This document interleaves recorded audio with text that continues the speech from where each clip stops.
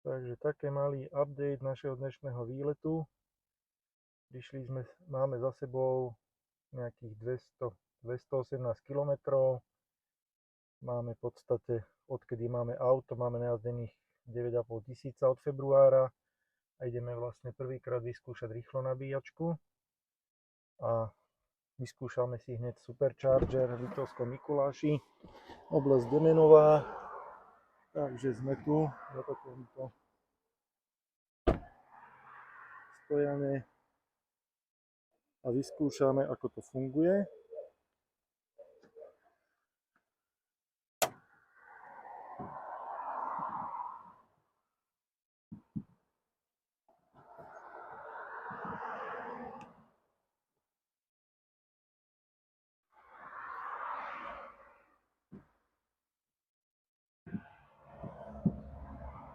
Takže nachádzame sa v Demenová rezort, kde nabíjame.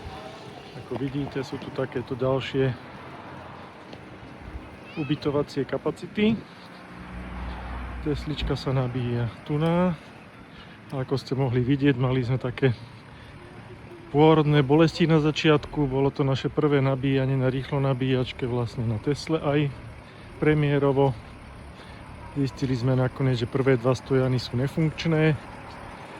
Takže začali sme nabíjať až na tretí pokus a nabíjali sme z 21%, nechali sme to nabiť na 100, nakoľko je nabíjačka prázdna, nikto tu nebol, teraz prišla druhá teslička a trvalo nám to nejakých 30 minút cca. Zatiaľ sme si dali kávičku, malinovky, babi si dali mrzlinku a pokračujeme ďalej.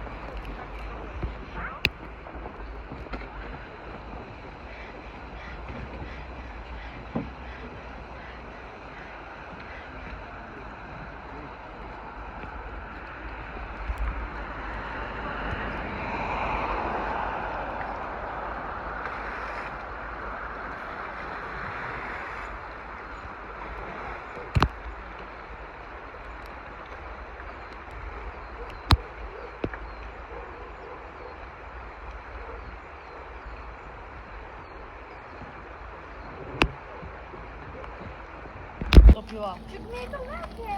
Nie je to veľké.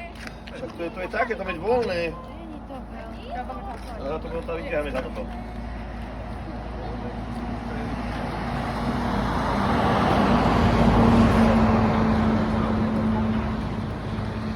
Ja potom mi pripomeniem, že keď ideme dole.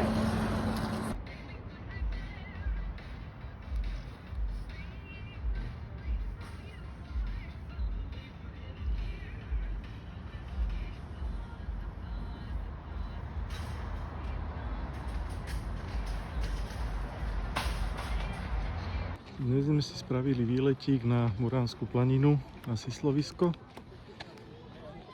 Sislíky nám sa ukazujú aj tu nám, pomimo, ale tí sú bojazlivé. Alebo sú už možno prežraté od rána. Ako vidíte, ľudí tu je veľa, ktorí prídu krmiť. Takže sislíky sa tu majú veľmi dobre. Majú pravidelný prísun potravy. A na druhú stranu sa pôjdeme pozrieť na obrovisko. Tu je vlastne lúka, na ktorej žijú.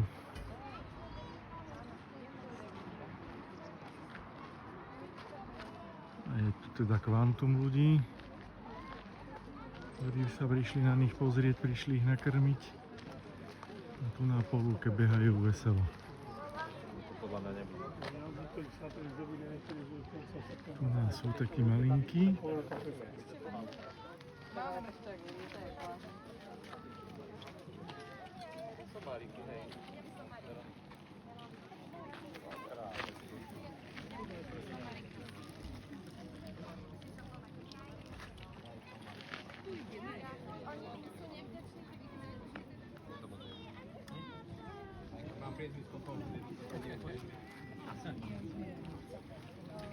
Majú tu nahádzaného aj slnečnice, aj mrkvičku.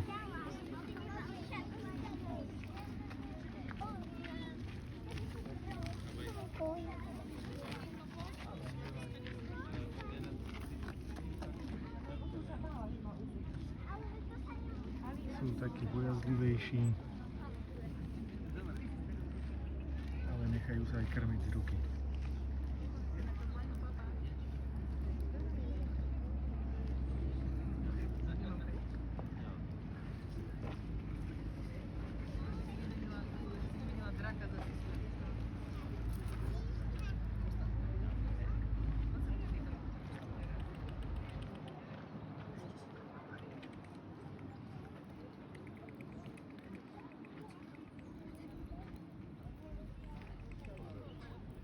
Takže skoro všetko zjedú.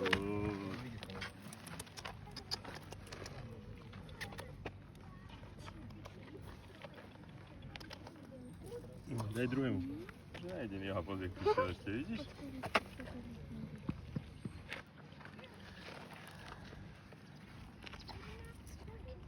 Vymeň ruky, daj druhému druhú ruku, ne? Vymeň si ruky.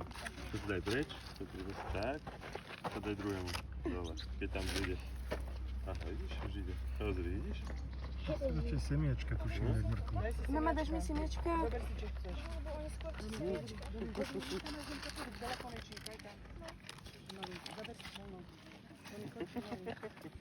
Nekúšaj tam? Ne, ten už Som ho odišiel. odplašil asi ja. Okay. Mamka, pozor z hlavu.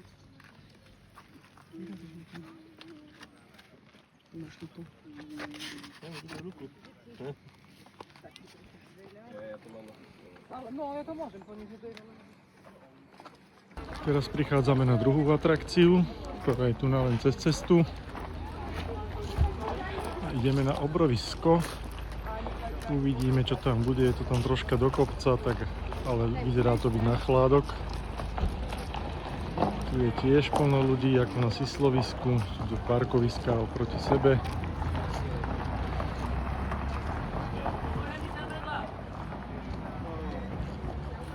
Takže ideme na to.